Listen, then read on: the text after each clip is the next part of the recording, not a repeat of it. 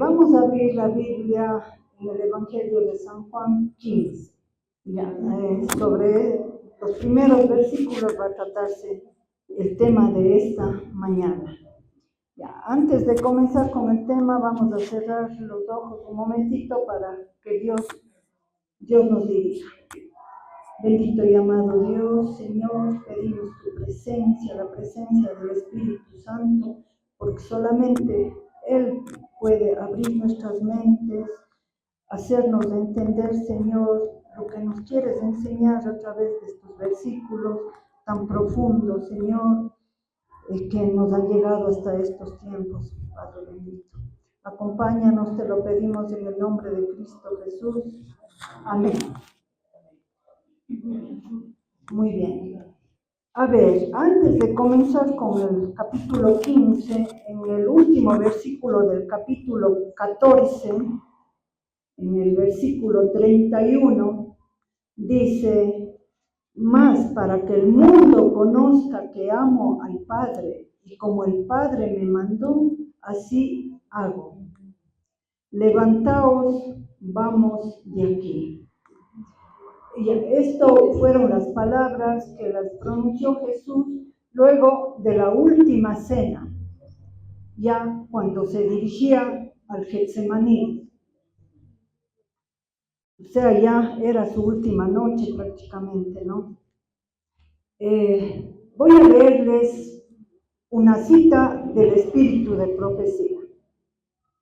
Dice: Jesús y los discípulos iban hacia Getsemaní, al pie del monte de las Olivas, lugar apartado que él había visitado con frecuencia para meditar y orar. Él iba todos los días allá. Y esta última noche no iba a ser diferente, ¿no? También se dirigía allá para orar. Él sabía ya que era su última noche. Y como era noche, la luna resplandecía y la luna les revelaba una floreciente vid. O sea, ahí estaba una vid, una planta que da uvas. Llamando la atención de los discípulos a ella, la empleó como símbolo. Sí, ya ven cómo es que fue relatado el capítulo 15. ¿En qué momento? Cuando se iba al Getsemaní. Ahí vio una vid y de ahí sacó lecciones que les iba a dejar a sus discípulos. Bien. Dice, a ver, continúo leyendo del Espíritu de Profecía. Dice, les decía a los discípulos y nos dice también a nosotros hoy: yo soy la vid verdadera, dijo. En vez de elegir la graciosa palmera, el sublime cedro o el fuerte roble, Jesús tomó la vid con sus arcillos prensibles para representarse. Ya vamos a ver por qué utilizó la vid para él representarse. ¿Sí? No utilizó al cedro, no utilizó al roble, no utilizó a la palmera, utilizó a la vid. Dice, ¿por qué? Porque la palmera, el cedro, el roble, se sostienen solos.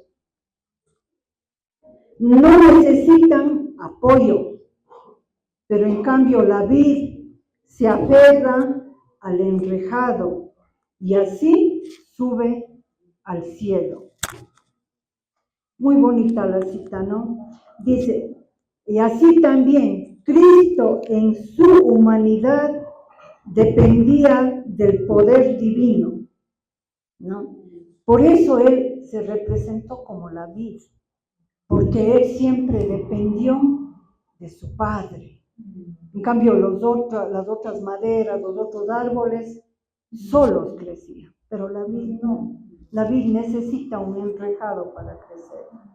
Bien, ahora sí vamos al capítulo 15, en la Biblia de San Juan 15. ¿Qué dice el versículo 1? Dice, yo soy la vid verdadera. A ver, nos vamos a detener un ratito ahí, ¿sí? Yo soy la vid verdadera. Esto nos indica que todas las cosas terrenales son solo sombras de las cosas celestiales.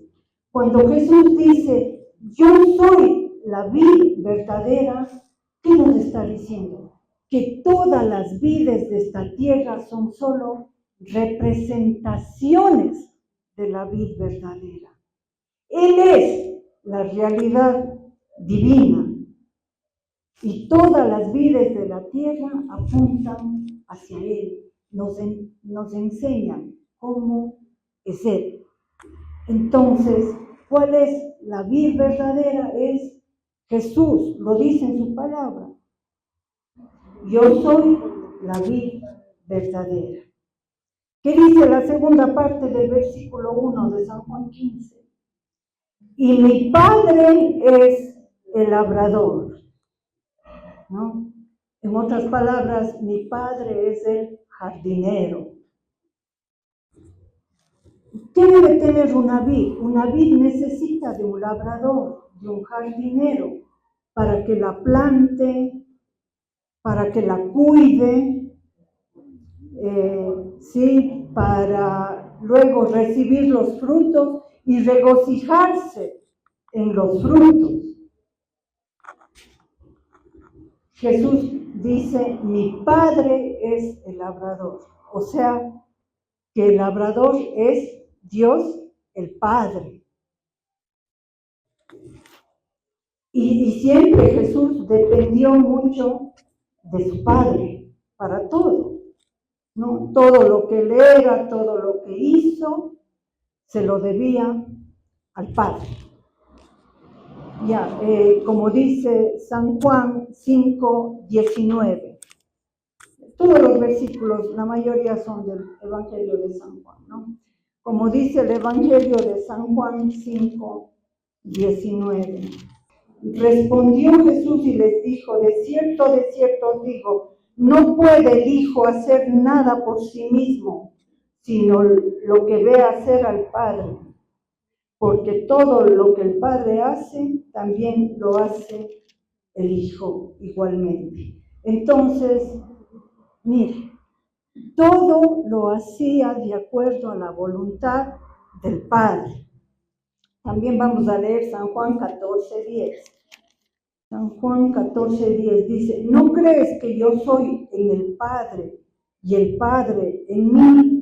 Las palabras que yo os hablo, no las hablo por mi propia cuenta, sino que el Padre que mora en mí, Él hace las obras.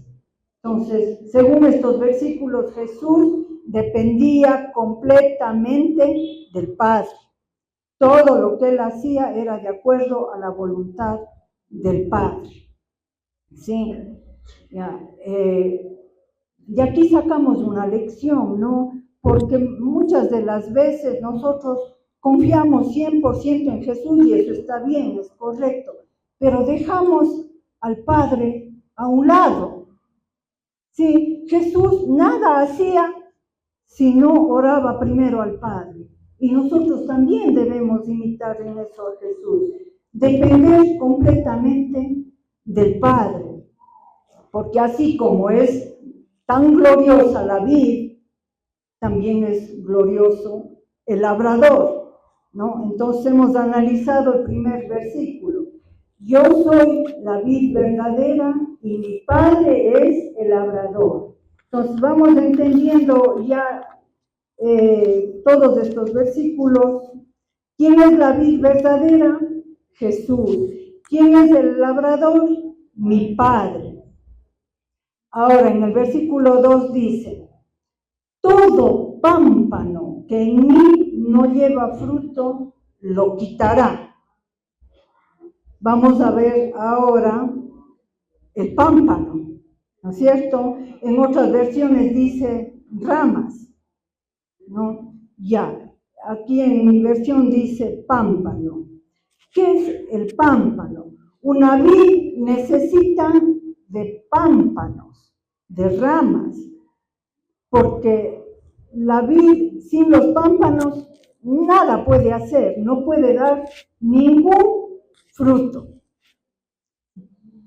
¿Y qué es un pámpano? Como les digo, es una rama, no es un trozo de rama que es producido por la vid, o sea, la vid es el tronco principal y de ahí produce el pámpano, con el único propósito de que el pámpano se sirva de la vid y pueda dar frutos.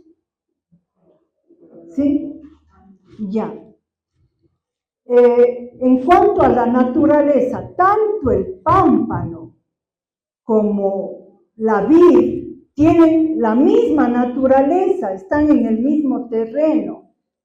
Sí, la vid, el tronco principal, el pámpano, la rama.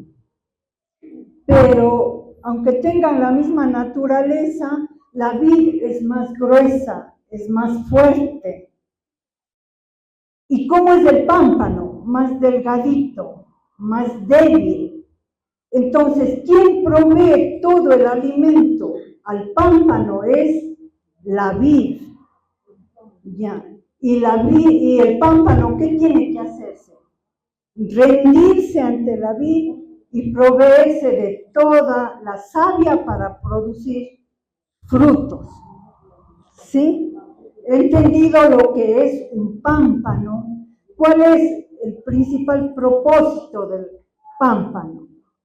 Producir frutos. Ese es el principal propósito. ¿Quién le provee el alimento necesario o la savia para que produzca frutos? La vid, el tronco principal. Y espiritualmente, ¿quién era la vid? Jesús. ¿Quiénes son los pámpanos? Cada uno de nosotros. Entonces nosotros dependemos completamente de Cristo. Él nos da todo.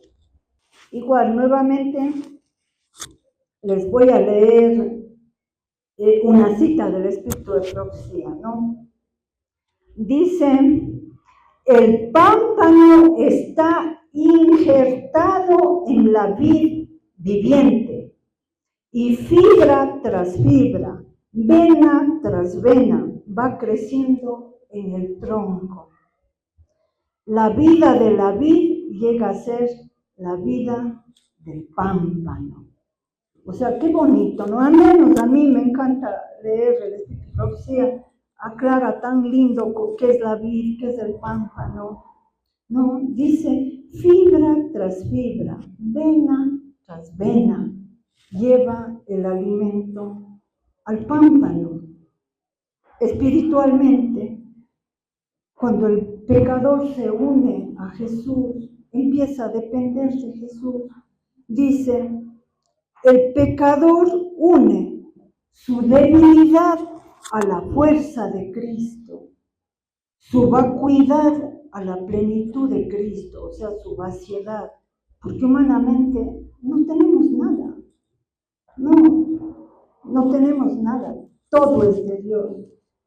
Su fragilidad a la perdurable potencia de Cristo. Entonces, tiene el sentir de Cristo. Únicamente podemos reflejar el carácter de Cristo cuando permanecemos en Cristo. Ahí es cuando nuestra debilidad se une a la fuerza de Cristo. Nuestra vaciedad, nuestras mentes vacías se unen a la plenitud de Cristo, ¿no? Y nuestra fragilidad a la perdurable potencia de Cristo. Por eso el apóstol Pablo, que dijo en Filipenses 4:13, todo lo puedo en Cristo que me fortalece. Ya, él estaba consciente que todo le debemos a Dios. nuestra inteligencia, nuestra sabiduría, nuestros dones que tenemos, incluso las cosas materiales, todas son de Cristo, ¿sí? Todo. Yo soy el dueño del oro, dice, ¿no? O sea, todo es de Cristo. El trabajo que tenemos, todo. Y todo debemos utilizarlo para el servicio a Cristo, para exaltarle a Él, no para exaltarnos nosotros. Ya, ¿qué más dice el versículo? Continuemos en el versículo 2. Ya, vamos a estudiar solo algunos versículos, ¿no? Del capítulo 15, porque si no sería muy larga la prédica. Dice, todo pámpano que en mí no lleva fruto, lo quitará. Entonces, ahora, ¿de qué vamos a hablar? Del fruto, ¿no es cierto? Del fruto. Ya. El fruto, bueno, ya todos conocemos a los frutos, ¿no? En el caso de la vid, el fruto son las uvas. Es lo único por lo cual el pámpano existe. Yo dejo que haya ramas y pámpanos para que haya frutos, porque el pámpano es el que sostiene al fruto. Y si no da fruto, dice el versículo, lo quitará. O sea, si el pámpano no da fruto, no hay gloria en él, no tiene valor alguno y viene a ser una ofensa para el labrador, para la vida, porque no está cumpliendo con la misión que el labrador le puso, ¿no? Que Dios le dio. Dios le dio la misión de producir frutos. Y si no produce frutos, lo va a quitar, porque no está cumpliendo con el propósito. Lo decía el versículo, ¿no? Todo pámpano que en mí no lleva fruto, lo quitará.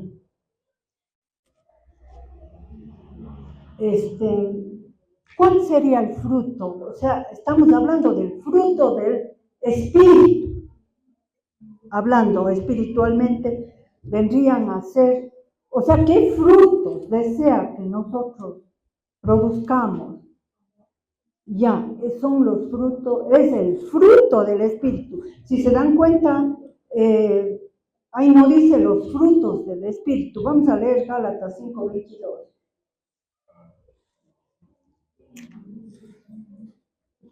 Gálatas 5:22.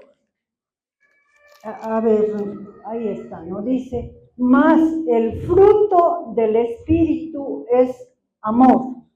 ¿Se dan cuenta? No están los frutos. En los frutos de la carne sí está en plural, pero en el caso del Espíritu es singular. El fruto del Espíritu es amor. ¿Por qué? Porque dentro del amor está el gozo, la paz, la paciencia, la benignidad, la bondad, la fe, la mansedumbre y la templanza. ¿Sí? Todos esos frutos, o sea, son sus frutos, porque todos están englobados dentro del amor. Si nosotros decimos que amamos, que tenemos amor a Dios, amor al prójimo, debemos manifestar en nuestro carácter todos esas características, esas cualidades, ¿no? Mansedumbre, templanza. Contra tales cosas no hay ley. Así es que a cada uno de nosotros nos corresponde analizar si estamos produciendo ese fruto. ¿Sí? A ver, ¿cuáles eran los frutos del amor? Gozo, paz, paciencia, benignidad, bondad, fe, templanza, mansedumbre, ¿no? Muy bien. A ver, continuando con el versículo. Estamos en el versículo 2. Ya hemos hablado hasta aquí. ¿De qué nomás hemos hablado? De la vid verdadera que es Jesús. ¿Quién es el labrador? El Padre. ¿Quiénes son los pámpanos? Cada uno de nosotros. ¿Qué es el fruto que espera Dios de cada uno de nosotros? ¿Cuál es el fruto? El fruto del Espíritu. Dice en el versículo 2, segunda parte. Y todo aquel que lleva fruto, porque decía más antesito, todo pámpano que en mí no lleva fruto lo quitará. Y todo aquel que lleva fruto lo limpiará para que lleve más fruto. Lo limpiará, vendría a ser como la poda, ¿no es cierto? Vendría a ser la poda que se realiza en las plantas, en los árboles. La poda es el corte de todas las ramitas de las podas. Sí, de eso vamos a hablar justamente. Rubén, no me quite las palabras. Bueno, a ver, entonces dice que deshiervar es quitar las hierbitas, la mala hierba que está alrededor de la planta. Y la poda, como dice el ñaño Rubén, es cortar las ramas, ¿no? Bien, algunos árboles necesitan podas ocasionales y dan frutos. Otras no necesitan podas y dan frutos. Pero en el caso de la vid, la poda es imprescindible. Dice que si no se poda, no da frutos. Ya, uno cuando prepara una prédica aprende bastante, ¿no? Ya. Bien, entonces estamos hablando de la poda, ¿no? Que en el caso de la vid es imprescindible la poda. Ya, a ver, el hermano Rubén nos decía que la poda es cortar las ramas. Sí, pero algo asombroso de lo que investigaba, de lo que leía, que en el caso de la vid, las ramas que se cortan son las ramas saludables. Las que están largas, verdes, llenas de vida, llenas de hojas. Sí, ya, porque a las otras ramitas que están secas prácticamente las quita y las echa afuera. Pero a las que les poda es a las ramas saludables. Sí, ya, porque dice hay que economizar la savia y utilizar esa savia que de pronto utilizara esa rama largota que dice que llega a medir como hasta 2 metros y más, ¿sí? Y que está llena de hojas, llena de follaje. Entonces, a esa hay que cortarle.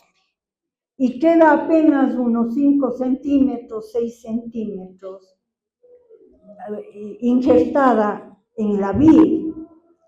Suficiente tamaño para volver a producir frutos. Porque ahí sí toda la savia va a ser utilizada para producir frutos. Porque si se deja la rama larga, la savia se desperdicia en las hojas, en la largura de la rama, se desperdicia la savia. En cambio, si le corta, toda la savia va a producir frutos. Y ahí se producen muchos frutos, ¿no? Ya, ahora, hablando espiritualmente,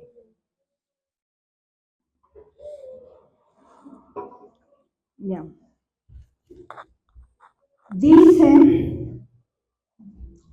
espiritualmente qué es lo que debe ser cortado en nosotros. Verán que se cortaba la rama saludable, no la rama que estaba ya secándose, esa la quitaba, ¿no?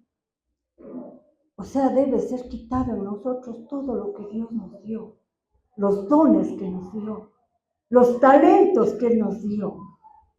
Puede ser talento de enseñanza, puede ser talento de predicación, talento de la música, cosas buenas que Dios nos dio. Porque eso es lo que nos da, cosas lindas, hermosas. ¿Sí? ¿Por qué? Porque esas cosas pueden ser mal utilizadas y llegar a envanecernos, ¿sí? A vanagloriarnos. Entonces, por eso Dios quiere de tiempo en tiempo humillarnos y cortar todo eso y vuelve a depender de mí. Humíllate, vuelve a depender de mí. Sí, yo te di todo eso, pero no es para que te envanezcas tú, ni te glorifiques tú. Yo te di todo eso para que produzcas frutos. Sí, ¿están entendiendo?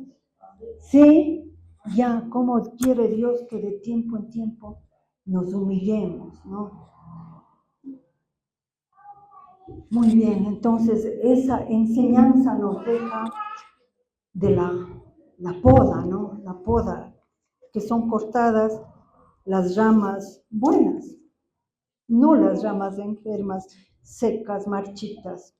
Como decía el mismo versículo, esas ramas las quita y las echa al fuego. Bien, ahora nos tocaría ver qué es la podadora, pues estamos hablando de la poda, o quién es la podadora, o qué es la podadora. Sí, ya, leamos en el versículo 3. Ya vosotros estáis limpios por la palabra que os he hablado. Entonces, ¿qué ha sido la podadora? La palabra de Dios es la podadora, ¿no?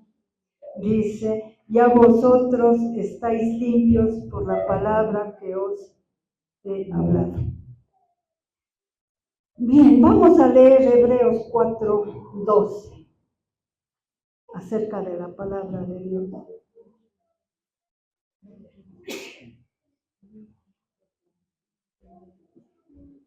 Dice, porque la palabra de Dios es viva y eficaz y más cortante que toda espada de 2 filos y penetra hasta partir el alma y el espíritu, las coyunturas y los tuétanos, y discierne los pensamientos y las intenciones del corazón.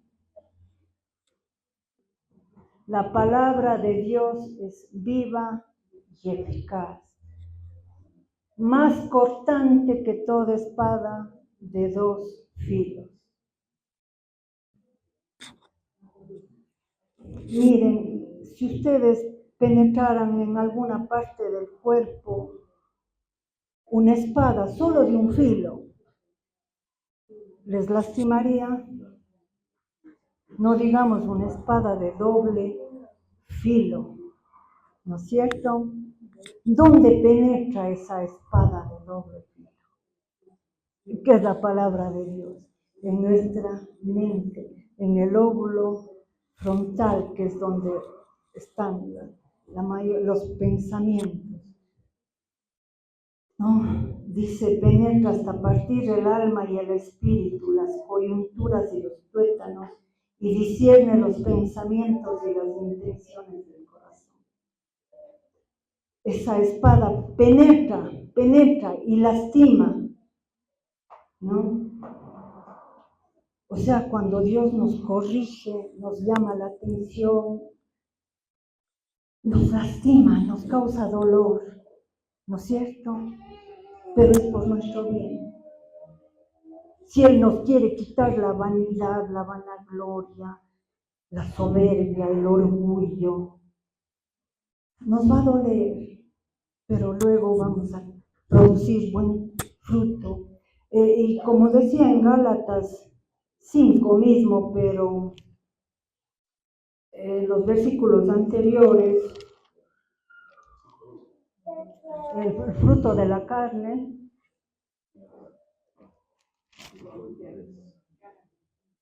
Gálatas 5, no, más antes está el fruto de la carne.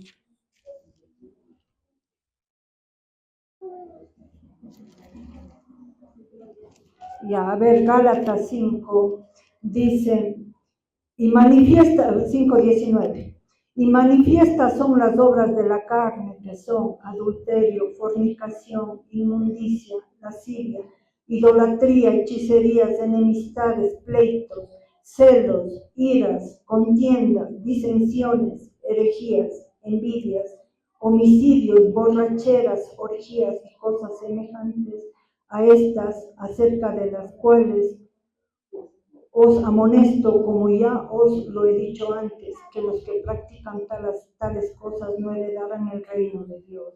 Entonces, cuando la palabra de Dios penetra en nuestra mente, lastima la carne y quiere quitar esas obras de la carne para que podamos producir el fruto del Espíritu. ¿Sí? Ya. Y como ya leímos, ¿cuáles son el fruto del Espíritu? Amor, gozo, paz, paciencia, benignidad, bondad, fe, templanza, mansedumbre.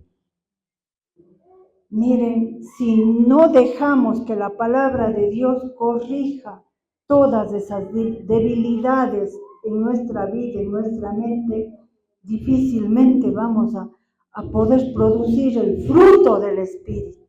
Nuestra mente tiene que quedar limpia de las cosas de la carne, dejar que la palabra de Dios penetre en nuestra mente y quite, más que sea lastimándonos, quite esas cosas de la carne para producir el fruto del Espíritu, para que el Espíritu more en nosotros.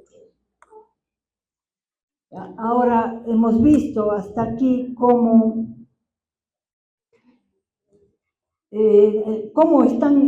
intervienen todas las personas de la deidad, ¿no es cierto? Ya, ¿quién es la vid verdadera? Jesús. ¿Quién es el labrador? Dios. Los pámpanos, nosotros. El fruto del Espíritu, ¿no? ¿Quién poda? Es el labrador, ¿no? Pero la podadora viene a ser la palabra de Dios. Y el Espíritu Santo, ¿cómo interviene aquí? ¿Cómo es que permite la producción del fruto del Espíritu? Convence, ¿no? Hace que todos los nutrientes que nos da Jesús, toda esa corriente de fuerza divina que nos da Dios, el Espíritu nos permite aprovechar todo ese regalo que nos da Dios, ¿no? Toda esa alimentación que nos da Dios, que le da la vida al pámpano. Dice en el versículo 4, permaneced en mí y yo en vosotros. Como el pámpano no puede llevar fruto por sí mismo y si no permanece en la vid, así tampoco vosotros si no permanecéis en mí. Y saltémonos al versículo 8. En esto es glorificado mi Padre, en que llevéis mucho fruto y seáis así mis discípulos. Mi Padre es glorificado cuando ustedes dan mucho fruto y muestran así que son mis discípulos. Entonces, el Padre es glorificado cuando producimos mucho fruto. Cuando vemos un jardín lleno de flores, lleno de frutas, ¿quién es glorificado? El dueño, el jardinero, el que cuida las plantas, ¿no? Porque ese jardín, esas frutas hablan de la habilidad del jardinero y del cuidado que él tuvo. Y así el discípulo que da mucho fruto está dando gloria a la vid y gloria al Padre, al labrador. Entonces, hasta aquí nada más vamos a analizar los versículos, porque como les digo, si analizamos todo el capítulo sería muy largo, ¿no? Y en el versículo 5 que se leyó al inicio dice, yo soy la vid, vosotros los pámpanos.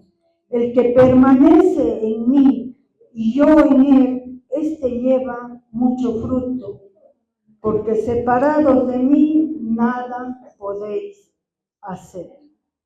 ¿Sí? Entonces, queridos hermanos, ese es el secreto de la vida cristiana, permanecer en Cristo. Sí, a ver, yo les he traído como una especie de material didáctico. Ya, miren, aquí les he traído, sí me escuchan, ¿verdad? Sí. Ya, para no usar el micrófono, ¿no?